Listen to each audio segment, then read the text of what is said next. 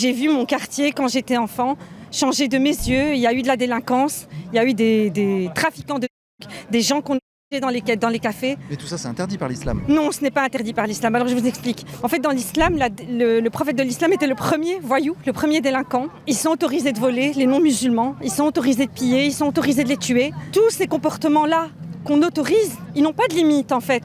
Une fois qu'on les autorise, ils deviennent une norme. Et c'est pour ça qu'ils sont qui ils sont. Vous voulez dire qu'en islam, il est permis aux musulmans de tuer, voler les non-musulmans? Oui, il est tout à fait permis. Il y a même la sourate 8 qui s'appelle Al-Anfal, le butin. Par exemple, le hijab, le foulard, le voile, c'est un objet de la culture du...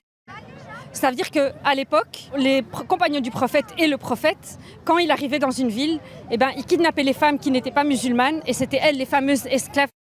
Celle que vous tenez de votre main droite dans le Coran, c'est dit. Et pour qu'on sache qu'une femme est musulmane, en fait elle était voilée et du coup elle n'était pas offensée. C'est pour distinguer les femmes qu'on peut des autres. Oui, voilà, exactement. Wow. Et justement, il y a beaucoup d'Européens qui ne se rendent pas compte, qui laissent faire. Ce sera aux dépens des enfants, ce sera aux dépens des personnes qui veulent rester libres.